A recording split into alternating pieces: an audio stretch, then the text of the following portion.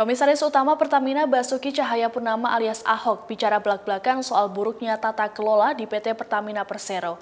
Ahok mengatakan dirinya tak habis pikir dengan berbagai kebijakan yang dibuat oleh direksi Pertamina.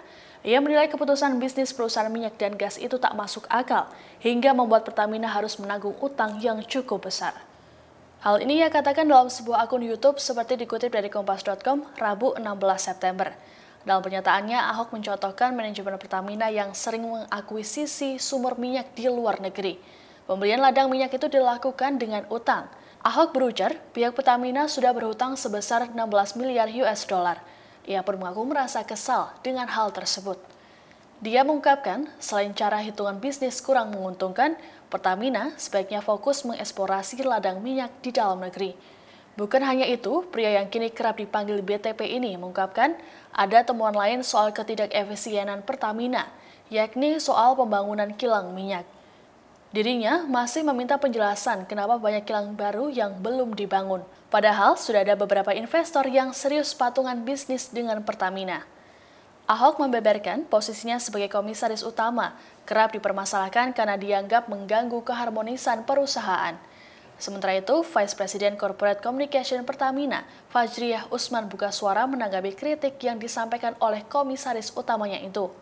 Fajriyah mengatakan kritik yang disampaikan sudah sejalan dengan tugas Ahok sebagai komisaris yang bertugas untuk mengawasi dan memberi arahan.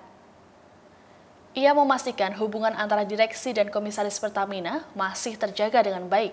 Manajemen dan komisaris senantiasa bekerja sama untuk terus melakukan perbaikan perusahaan dan mendukung program-program pemerintah.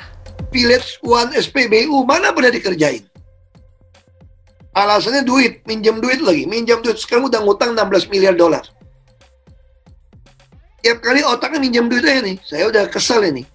Minjem duit terus mau akuisisi terus lagi. Kita bagaimana bisa ekspor minyak? Orang kita itu net importer kok. Makanya saya katakan, ini juga lucu. Mereka ngotot mau beli ladang minyak di luar negeri. Anda beli minyak di luar negeri itu mahal, cuma dapat dividen. Kalau Anda cuma ambil 10-20% dapat dividen, katakanlah 5%, 4%, 5%. How come you ngutang bond 5%? Bagaimana Anda minta pinjaman uang 5%, lalu beli sesuatu ngarapin dividen 5%? Kalau dibagi dividen, kenapa tidak berpikir untuk eksplorasi? Kita masih punya 12 cekungan yang berpotensi punya minyak, punya gas. Itu ngapain di luar negeri gitu loh. Ini jangan-jangan saya pikir ada komisi kali ini beli-beli minyak di luar.